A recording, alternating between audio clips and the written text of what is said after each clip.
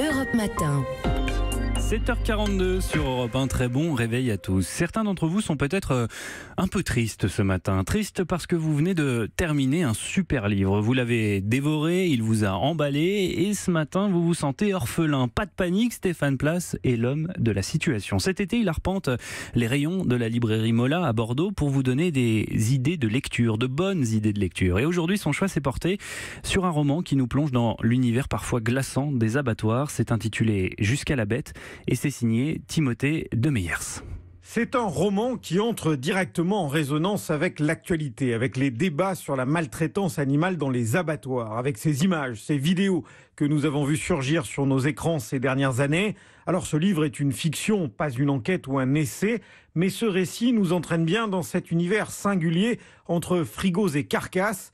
La lecture de Jusqu'à la bête a marqué Monica Irimia, libraire chez Mola. On aurait facilement tendance à s'imaginer un livre qui condamne l'industrie agroalimentaire, qui nous conseille de manger vegan ou autre, mais ce n'est pas le cas parce que dans tous ces débats, on oublie les hommes qui travaillent dans ces abattoirs et on oublie qu'il s'agit du travail à la chaîne. Ce travail, c'est du travail vraiment subi. Les cadavres des animaux qui sont trop chocs, la pause qu'on attend avec impatience pour que finalement on puisse respirer, fumer sa clope. On entre dans un cercle infernal. Quand le roman s'ouvre, on rencontre Erwan qui est en prison et on ne sait pas pourquoi il est en prison. Et en fait, on oublie cette question parce que le roman se déroule dans les souvenirs d'Erwan. Il s'ennuie en prison et donc du coup, il pense à ce qui s'est passé avant. Et il fait partie des romans qui vous hantent après parce que Erwan, on aimerait bien lui filer un coup de main en fait. C'est Timothée de Meyers qui signe ce roman, un auteur qui connaît cet univers, ses ambiances, ses bruits et qui sait de quoi il parle. Forcément, le personnage d'Erwan est quelqu'un de fictionnel. Néanmoins, moi j'ai eu l'occasion de travailler pendant quelques mois, plus jeune, dans ce même abattoir. Et j'occupais en fait plus ou moins le même poste que celui d'Erwan que je décris dans le livre. C'est cette expérience, moi, qui m'a beaucoup marqué. Dans cet abattoir où travaillait également ma mère, je trouvais que c'était un milieu assez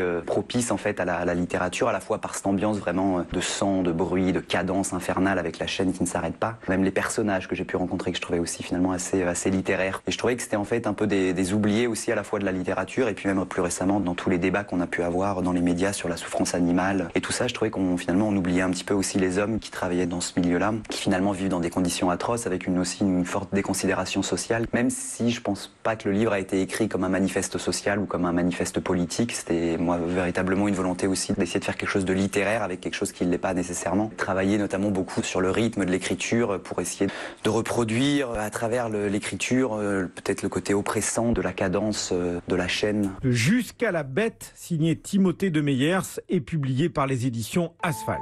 Europe 1.